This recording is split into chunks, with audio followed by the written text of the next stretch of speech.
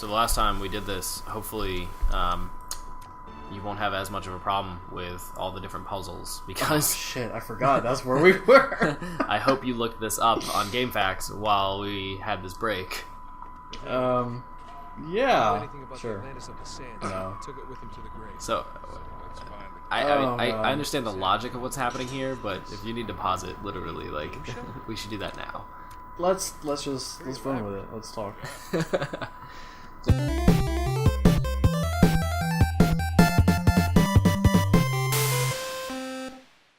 Let's talk about non-game stuff. And we're using movie magic here. Basically, it's been a couple weeks since we last did a show. Yeah, we've had some time off. Speaking of, I wanted to see how you're doing with your Soylent, because at this point you should either have none or you should have given up by now. Oh, I haven't given up, definitely, but I still have about 4 or 5 days worth from my second week. Okay. So I got my second month. I got my next week worth. Right. And I'm into that supply. Okay. I should be getting my third week's worth, and sometime this next week. So, yeah, I'm still in it, and what's your overall feelings on the matter? I'm still a little torn on it because I wish I had more at a time, yeah. So I could dedicate more meals to it. Mm-hmm. Eagle below the box and the cross thing. Well, that's fine. So, the reason I asked is because it's starting to take over our group. So Chris got his, David got his, Oscar's about to have his. Let's see, somebody else was talking to me about it. But I can tell you what, it's exciting because I've been on Soylent for 6 months now at 80% utilization. So that means that basically one meal a day is like a snack. So like ramen or pizza or something to that effect, just for diversity's sake. But it's been great seeing everybody else jump on it because, I've taken it from a fitness perspective where I've been able to gain 10 pounds in the last, I would say 45 days. And I have another friend who is very underweight for his height, but he wants to gain muscle as well. And so Soylent is basically just like, how much do you drink? That's what happens. And so we were talking earlier about how you're trying to lose 50 pounds potentially. Yeah.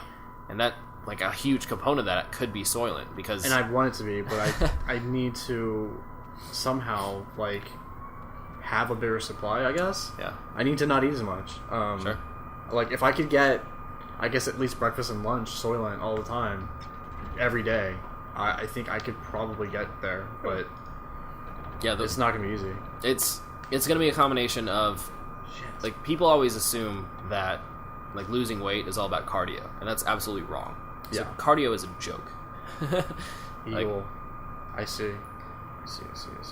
Cardio is great if you want to be able to last longer with any physical activity. So if you are naturally someone who walks a lot during the day, that's great. Cardio will help you do well.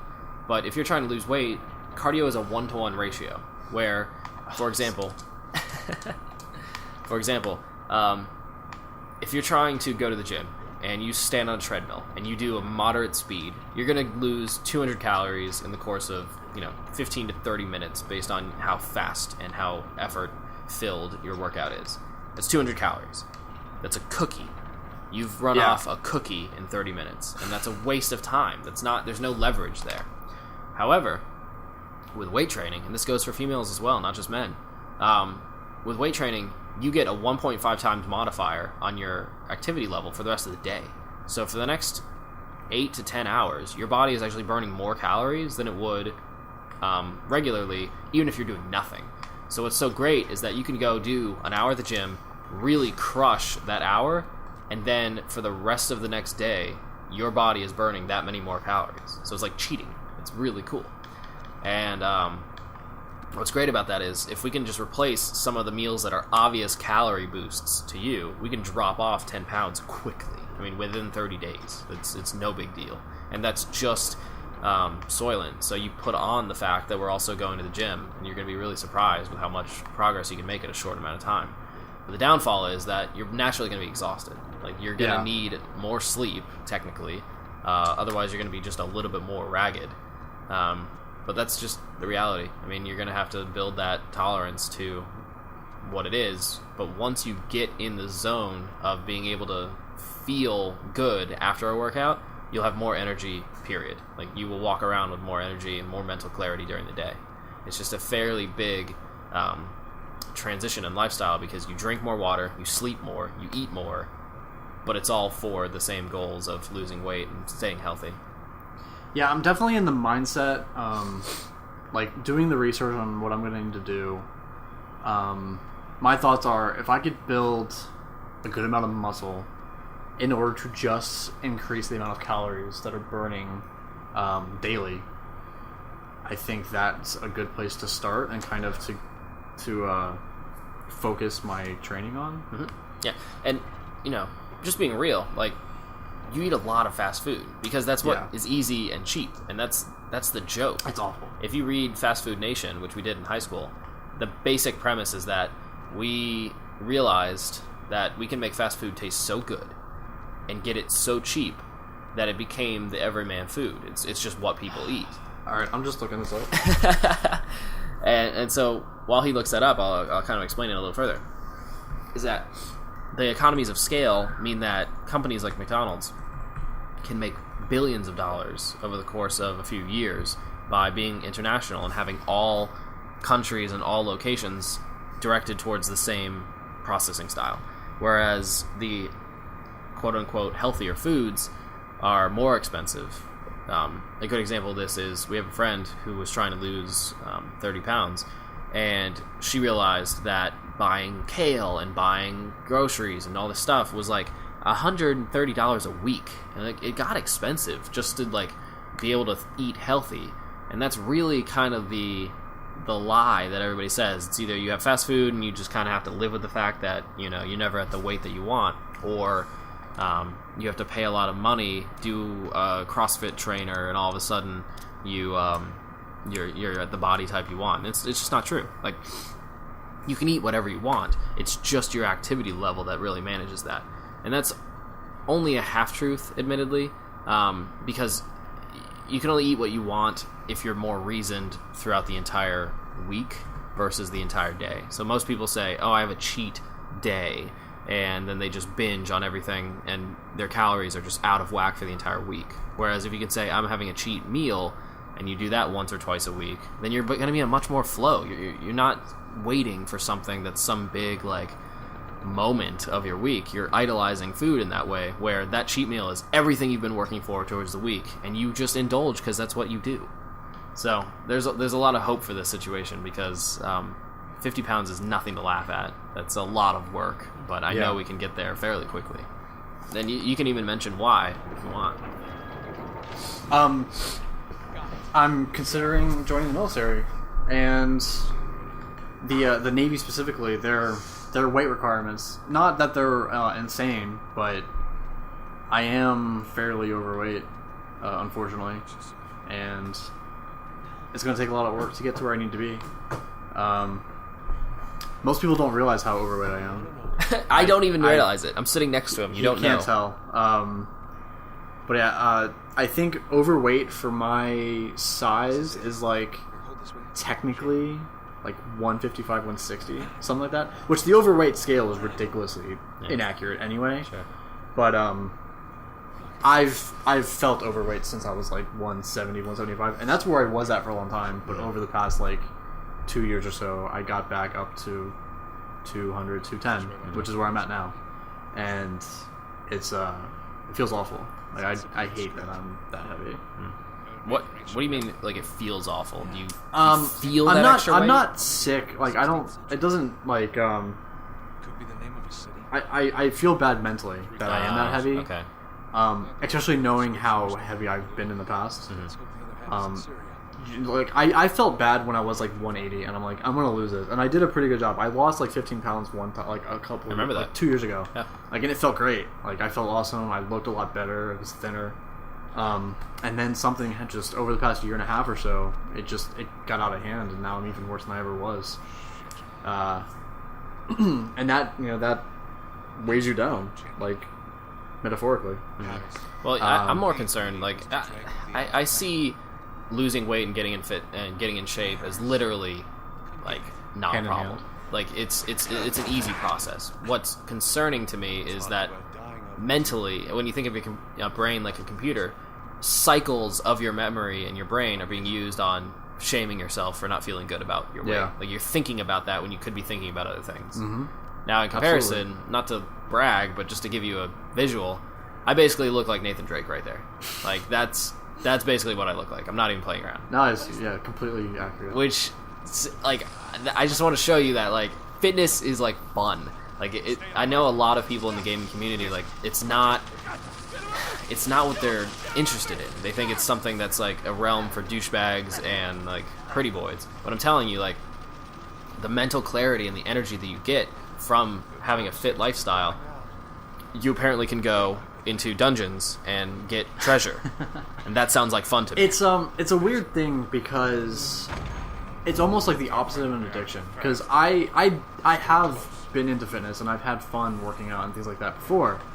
So it's like, why can't I just do that now? It's like, it's something I want to do, but it's like you get addicted to not doing it. Interesting. And that's just weird. And it's probably because when you do it, you feel really awful. Like your body can't do it to what you expect to be able to do. Like, you know, I used to be able to very easily, you know, do 30, 40, 50 push-ups.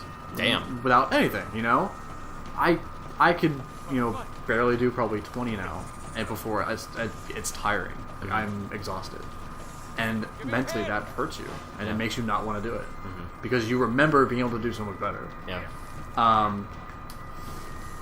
And I think part of what you need to do is you need to, I mean, at least if you're someone that has that memory, you have to use that to drive you. That Sure. you need to get back to that, if not be better. I would say that, like, I'm at the my best God. shape of my entire life right now.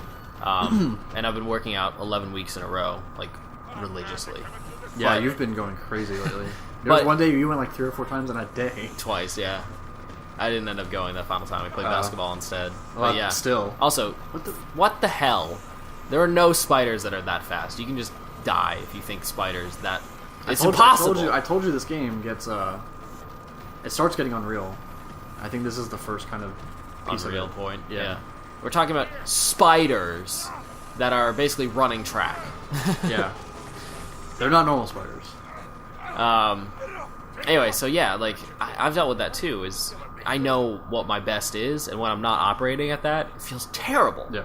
And I think that's why even transitioning back into freelance and not going and getting a 9 to 5, like, I know I'm operating at my best right now. And so whatever happens next, if it's a downgrade from that, it's going to feel really, really downgraded. Like, I know what I'm capable of, and working at that capability makes me think that anything's possible. So, like, when you were telling me about what you're working on and your goals and stuff like that, I'm like, yeah, we can do it. No big deal. I just jumped to my death. So, I actually had the opportunity to watch Battle of the Gods. Or Oh, yeah. Battle of Gods, I suppose. And So you skipped over Boo, which is well, fine. It's yeah, not, because it's not out yet. Yeah. But there wasn't really anything that No, I you needed didn't to need know. to watch Boo or anything like I mean, Boo is a friend in Battle of Gods, which is weird, but I kind of understand how that happens. it's like every other villain in the series, They except for Frieza himself. Yeah, they just become friends eventually. So I gotta say, I think that the magic was lost on me because having watched Yeah. Kai so recently, there was no delay in between watching the show and watching the movie and being like, oh my god, I'm so glad these characters are back. Well, you're also too. You not only did you only watch Z, but it wasn't even Z. It was Kai. Yeah. So you have you don't have the Dragon Ball side of you either. Which, even though a lot of us in America started with Z, a lot of us that were fans ended up getting to Dragon Ball. Sure. And Battle of Gods as a movie is very Dragon Ball. I got that feeling because there was a Yeah. lot of characters I didn't recognize, and I thought I was just missing them from the Boo saga, but it turns out they were like Like who? people from Dragon Ball. The dog, the little girl, the Shumai and Pilaf. Yes, they whoever are the hell Dragon Ball they are. characters. That's right. Yeah, I think I've mentioned their names to you before, but you don't know who they are. Yeah, they have no meaning to me. And then I had to go back and read why they're important. And I was like, okay, I guess I understand that. They're the original like villains. Yeah. And now they're just like little kids. Now they're jokes. They were already jokes, I guess, really. But I watched a few episodes of Dragon Ball, and I have one of my best friends. He's mentioned this before. He played Mass Effect, and he loved it. So did I. And then he played Mass Effect 2, and he really didn't like it as much because the story grows darker. It gets more adult. There's more themes about real life versus the possibilities of anything being, great and amazing. And that's kind of where I'm at with Dragon Ball as well. It's like, I get it. It's lighthearted, but I'm not really tuned to lighthearted stuff, Like, I watch the old Batmans, I'm just like, this is a joke, Whereas the new Batmans, I'm like, well, yeah, that's reality. Like, villains are villains. This will happen. So, I'm excited for Battle of F. Or Revival of F. So that's going to be good. But at the same time, I don't think it has the same magic pull as it does for older fans. Did you see that? I did see that. It was a nice move. That was awesome. I love that kind of stuff. I'm excited to play this. I'll get to Uncharted 1 soon. Yeah. Unfortunately, as I'm prone to do, I will talk about Destiny for a moment. Yep. Because House of Wolves is coming out in the next few weeks. Just give up. Just give up. I'm getting to the point where I think it might be too late for me to play. It's not. They've committed in the recent streams that this is an ongoing saga, and your character will be consistent and constant. So to me, that means that even if they do make another like Destiny 2, right, you're keeping your character in between those games. And I can see that. It does sound like they are making more DLC past House of Wolves. What the hell, Sully? Oh, God. What the hell, Sully? He literally just did a backflip to kill himself. He thought now was a good time. We're gonna pull the veil back a little bit right now. Because of the way we record, we have one mic for both of us and stuff. We can't listen to the game as we play it, so a lot of the time I don't know what I'm supposed to be doing because I can't read and play at the same time necessarily. Although I like having the subtitles on a lot for some reason. Anyway, I watch all my movies and stuff with subtitles. Weirdo. Yeah. But so yeah, if I ever do something really stupid, it's because I have no idea what. It's because he's terrible at games. Shut up. One day I'll just start. I'll start doing like live streaming and stuff at some point if I have time. If I'm not in the Navy. Yeah, right. Well, apparently, if you're in the Navy and if you're on leave, like one of our other friends is, you'd have all the time in the world to play games. True. It's another reason to go. Apparently. So, yeah, House of Wolves is coming out, and I'm just really excited because I'm just now. Literally, I've been playing this game since it came out, so what, 5 months? Has it been that long already? Yeah, it came out like November, right? That's right. I did my first raid last week, which is like the real end game content. Yeah. So I'm really excited for House of Wolves. Oh my god, who the hell is shooting me? But it's oh, they're behind me. It's funny because like there are other games I need to play, and Destiny is sucking up my time like nobody's business. Like it just keeps making new cool stuff, and I have to keep playing it. So like Halo 4 I need to play, Mass Effect 3 I need to play, but Destiny keeps keeping me there. I can't give up. Well, you gotta get to that like raid stuff. That's what people keep doing now, as far as I know. Yeah, like that's all they do is raids. Raids was interesting because I never played WoW. Yeah. I hate WoW. Don't hate me, but I fucking hate WoW. Can I elaborate? It's just not my kind of game, and it's not that I didn't give it a chance. I've played the game. I've taken characters to 60. I've played through it. I have the experience, and it's not my thing. Okay. But if you've taken it to 60, it is your thing. Like that's dedication. Well, I didn't. Let me stretch that out a little bit. I didn't play it like over a year or something. When I sat down and really played it, like I played it once and I got to like 14, 15, like during a free trial weekend or something, and I quit. So I was like, I'm not gonna pay for this. A couple of years later, once like Burning Crusade was out, Lich King was out. I'm trying to remember which one was. I think Cataclysm was out when it just came out, and that's why we played it again. Me and like 3 or 4 friends, we were like, we're all gonna get our subscriptions back for this weekend. We're gonna play. We're gonna have these buddy things so that I'm getting like 4 times the experience. Yeah. So we played that entire weekend and got to 60. with brand new characters, and I'm fucking and dying. So I played for probably about 30 hours that weekend with 4 guys. Got to 60, did tons of quests, tons of raids and stuff like that. And at the end of that weekend, like Sunday night, you know, the day before I had to go back to work, I'm like, I'm not playing this anymore. I'm talking too much. Sure, let me take over for a second. So my story with WoW is that everybody was playing it, and this was 2008. I had a class where I had to do a project to record video to make a statement, basically. And so the people in my class were like, oh, let's do our video in World of Warcraft. So we recorded our screen, and we all had to install it to make like a narrative happen on screen. And I'll tell you what, back then it was only like 7-day free trial. It probably is the same now. 7 or 14, yeah. But I played it that night, and I was like, oh god, I'm getting sucked in. Like, this is it. Like, I was walking around, I was customizing my character, I was doing quests, I was trying to like break into the enemy's fortress, which was dumb, but it was very exciting. And at that point, I said, I'm not playing this ever again, because I could feel myself getting pulled in. We have friends like Victor and Sean who they literally they played it for years. Every time a new expansion comes out, they re-up, and then they play it for like weeks, and then they let it lapse, and then they'll go back into it the next expansion. They tell themselves every time, nope, not gonna get it this time, and they do anyway. There's just too many like perks that come out, I guess. So to bring that back around to Destiny, the raids are very cerebral. They're not run and gun. They're not. They're not like Twitch, like PvP. It's literally like you have to coordinate 6 people doing things at the same time in a certain order. And that was different for me. It was fun, but like it's not something that I want to do all the time because it really does require a lot of teamwork. And I'm much more like a lone wolf kind of player. Like I don't really like to play with anyone. I like to just kind of do my own thing. That's part of the reason why I want to get in, because I'm not a WoW fan, and that's not the kind of game I want to play. And I like that when I have played Destiny, which I have, you know, I played the alpha, I played the beta. I've got 3 characters that are max level for the free like trial that you can do right now on PS3. So when I do get it for PS4, I'll have like one of each class at level 10 or whatever it is. And I like that I did that by myself. Like I didn't have to party up with people to play the game. I had no effort. Mm-hmm. Plus, most people I know that are playing it are on PS4 or maybe Xbox One. A few of them.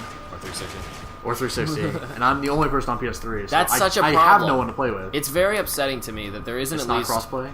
Not crossplay across generations. Like I don't expect to be able to play an Xbox One and a PS3. I don't think that should matter. But at least I can play WoW with low settings, and you can play with high settings, and we can still play together. PC Master Race.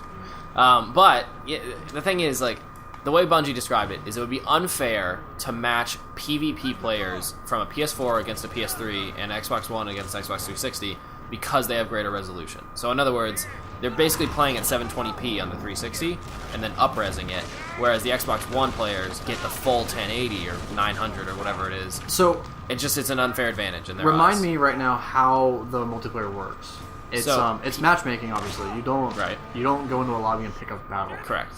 But you only play against people of your same console. That's the only stipulation. So what? But that's the case always. If you're in the Crucible, or not the Crucible, what's the? It's Crucible. Yeah. That's what the big town's called? No, the tower. The tower. If you're in the tower, only people from your console are there. Yep. If you're out on, in Russia or whatever, only people from your console are there. So why can't that be mixed? Man, and then matchmaking. And then matchmaking is with like console.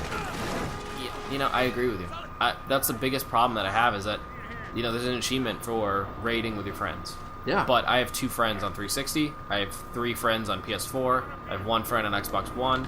We can't play together, and that's dumb. That's stupid. Like, there's nothing technologically stopping them from doing that. I mean, and I'm partially on board with the resolution thing. The only fairness, like matchmaking limiting that I could see doing really is like PC to console. Because playing with a mouse and keyboard is way different than playing with a controller. I have heard that, yeah. That'd be the only one I'm like, I get that. But I still would be like, it's not their fault that I have a PS3 and everyone else has a PS4, so I'm technically at a disadvantage. Yeah. Like, If I really wanted to not have that disadvantage on me, get a PS4. Thinking that through, and we can say that because we're adults with paychecks, not kids with parents who have to wait until Christmas to get a new console. But at what age do you start worrying about your KD and stuff like that? Yeah, I guess. The way I think about it is this: I would rather just send us to the wolves, like game developers, please. Leave us to our own devices. We will complain one way or another. So at least let us complain while giving us what we've asked for. Just try it. Like literally, let us have cross-console games. And just and then we'll deal with the fallout. Put the option there too. Like if if Crucible is what you're worried about, put a checkbox that says I only want to play with people that are on my console. That's a good idea. And they can literally matchmake that for you. Yeah, like just opt into it.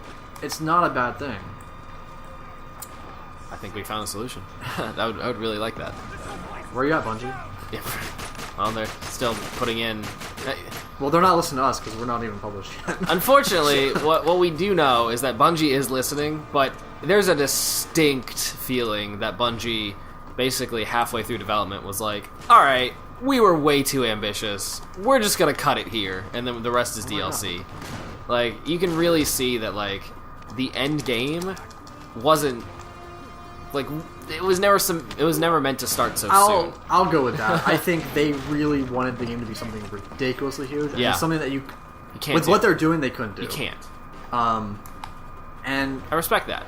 To be fair, they went into it calling it like an MMO, and I don't fault them for doing the DLC route. And like a lot of games have shitty DLC and stuff, but and Bungie does not. Like, I'm not it's really great worried about DLC. it, yeah. I just wish that I wish the game didn't cost $60 for just the base. Yeah, I guess. I think the base game could have had less in it and been free, and then more DLC. Well, I don't know about that. I would just say that I don't know how far the story goes either. So. I wish Bungie realized earlier that they were too ambitious and actually knit together an ending that feels like an ending. This place is falling apart, dude. Yeah. This is crazy. This is one of the first really big set pieces in this game. I don't even believe this. Wait till you see the boat one. Listen, for all the luck that he has to have to survive this, this is luck times luck times luck. Look at this fall. If he was 1 foot, yeah, Sully keeps teleporting. I don't know if anybody else noticed that. It's a great adventure. It feels like Indiana Jones, but man, if this was real life, just the smoke inhalation would have killed him by now. Yeah. So yeah. Yeah, we're going long. Cut there. I'm gonna go to the bathroom real quick. Yeah, we'll cut once the. Look at Sully. Oh, Sully.